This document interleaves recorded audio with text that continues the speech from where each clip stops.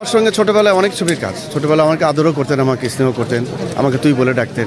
বড় হওয়ার পর একটি ছবিতে কাজ ছিল আর কি। মা বলেন, বোন বলেন, আমাদের অভিভাবক চলে গেলেন। এখন আমাদের তো একটাই কাজ, আসলে আমাদের সবার মনোজাত করে উচিত যে আপা আল্লাহ যেন ওনাকে বেঁচে নসিব করুক। স্মৃতি আর কি, আপার সঙ্গে আমার ছোটবেলায় বেশ ছবি ছিল। এর মধ্যে একটি ছবি ছিল বিধাতা।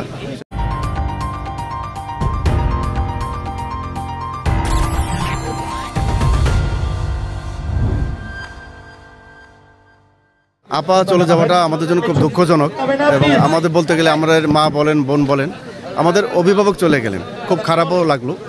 তো যাই হোক, এখন আমাদের একটাই কাজ, দোয়া করে, নামাজ পড়ে দোয়া করে আল্লাহর কাছে মনোজাত করা, আল্লাহ যেন ওনাকে বেঁচে করে ভালো রাখে।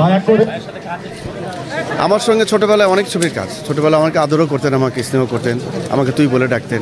বড় হওয়ার পর একটি ছবিতে কাজ ছিল আর কি। এই তো অনেকগুলো বেশ মনেও পড়ে, আপার বেশ অনেক স্মৃতি মনে পড়ে ছোটবেলায়। যাক, দোয়া করি আপা যেন ইনশাল্লাহ আল্লাহ বেঁচে নসিব করুক, ভালো থাকে। উল্লেখযোগ্য মানে কি, ছোটবেলায় আপার সঙ্গে ছোটবেলায় আমার ছিল বিধাতা ছবি। আমাদের শ্রদ্ধেয় পরিচালক শেখ নজরুল আঙ্কেলের ছবি বিধাতা, বিধাতা ছবিতে। তারপর এছাড়া ছিল দিদার ছবি। বেশ কয়েকটা ছবিতে আপার ছোটবেলায় অভিনয় ছিল আর কি। এখন আমাদের তো একটাই কাজ, আসলে আমাদের সবার মনোজাত করে উচিত যে আপা আল্লাহ যেন ওনাকে বেঁচে নসিব করুক। আর আপা বলেন, মা বলেন, সবই বলেন যে আমাদের গার্জিয়ান ছিল, আমাদের চলচ্চিত্রের গার্জিয়ান ছিল। সবসময় প্রতিনিয়ত আপা আমাদেরকে আদরও করতো, আমাকে বা আমাদের সব শিল্পীদেরকে খুব সম্মানও করতো। আমরাও চেষ্টা করতাম আপাকে খুব গভীরভাবে, খুব সুন্দরভাবে সম্মান করার জন্য। স্মৃতি আর কি, আপার সঙ্গে আমার ছোটোবেলায় বেশ ছবি ছিল। এর মধ্যে একটি ছবি ছিল বিধাতা। সে ছোটোবেলায় খুব আদর করতেন, আমাকে খুব স্নেহ করতেন। যখন খাওয়ার সময় তো আমাকে খাওয়াতেন, বলতেন মেহেদি বা খাওয়ার সময়গুলো এসব খাই, এই ধরনের আপা আমাকে অনার করতেন, খুব আদরও করতেন। শেষ মুহূর্তে আমার সঙ্গে আবার এফডিসিতে দেখা হয়েছিল। এফডিসিতে সমিতিতে বসে খুব বেশ অনেক আলাপ ছিল, সে ছোটোবেলায় আলাপ ছিল।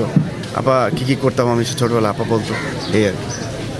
এটা আসলে কি আমাদের মানে বিশেষ করে এই জেনারেশন আপাকে নিয়ে গল্প করতেন না আর কি, বা সিনিয়র শিল্পীদেরকে গল্প বা লিখতেন না, এই আর কি। তো উচিত আসলে সিনিয়র শিল্পীদেরকে নিয়ে গল্প করা, তারপর নতুনরা শিল্পীরা আসবেন, এটা কোনো সমস্যা নেই। কিন্তু নতুনদের মাঝে মাঝে পুরনো শিল্পীদের নিয়ে গল্প লেখা উচিত, কারণ পুরনো শিল্পীরা কিন্তু আমাদের সিনেমা চলচ্চিত্রের আইডল।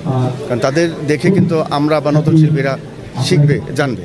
দর্শকদের বলবো, দর্শকরা আপনারা বেশ আমাদের প্রিয় অভিনেত্রী বলেন, শিল্পী বলেন, মা বলেন, বোন বলেন, তো আপনারা দোয়া করবেন আল্লাহ যেন ওনাকে বেঁচে নসিব করুক, ওনার কবর যেন বেশ সুন্দর ফুলের বাগান হয়ে থাকে, সেই দোয়াটাই আমরা করি।